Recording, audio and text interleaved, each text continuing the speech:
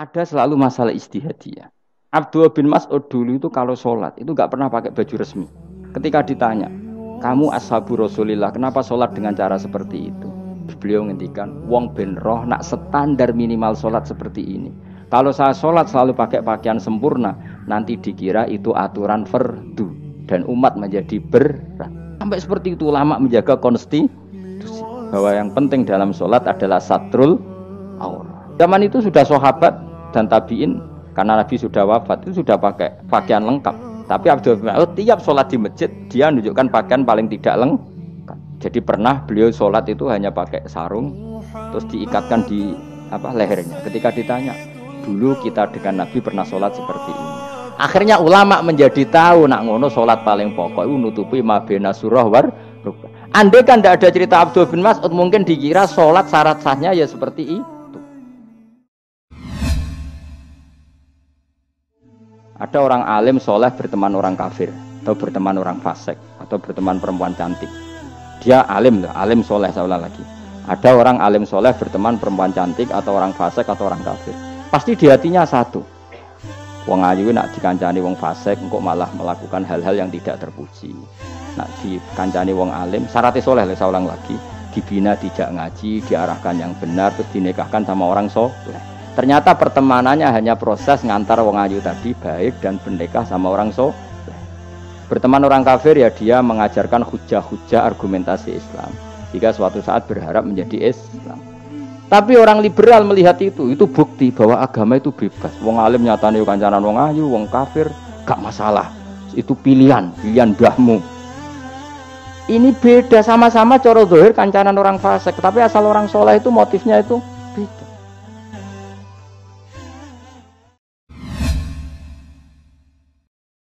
Jadi ajane kebaikan itu ada di mana-mana. Makanya Nabi menyatakan kebaikan, orang itikaf ya dikatakan Nabi baik.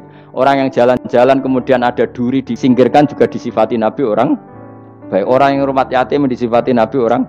Bahkan orang yang hubungan intim dengan istrinya sama Nabi ya disifati orang baik. Sampai sahabat tanya, masa urusan gitu dapat pahala ya Rasulullah?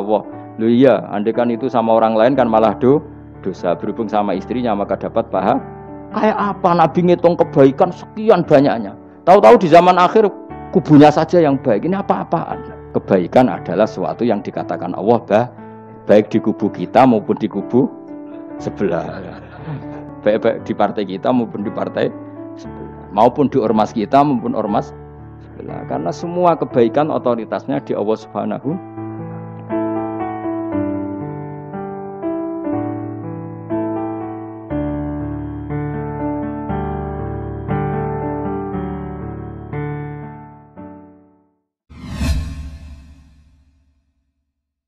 Saya pernah cerita ke kiai yang khusyuk, kalau sholat lama sekali, tak ceritain hadis.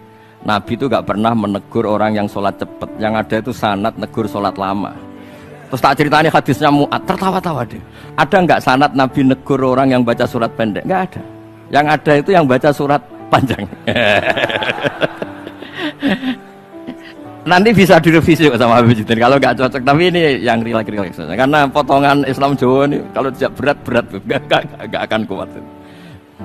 Jadi ya sudah. Inna minkum munafirin katanya Nabi. Sholat yang terlalu lama itu munafir kata Nabi.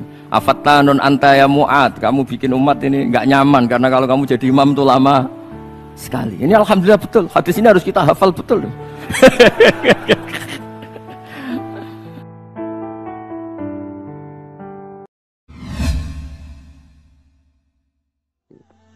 Rasulullah kira-kira senang qiyamul lail apa enggak? Senang. Tapi beliau qiyamul lail di masjid hari keempat, hari kelima sudah tidak keluar ke masjid. Karena Nabi kalau selalu melakukan nanti dikira dikira. Tapi kalau enggak melakukan nanti orang enggak qiyamul lail. Maka Nabi pernah melakukan ya pernah tidak. Ya sudah, itu konstitusi dalam tradisi ulama. Jelas ya. Saya sholat di pondok saya sendiri sering jadi makmum.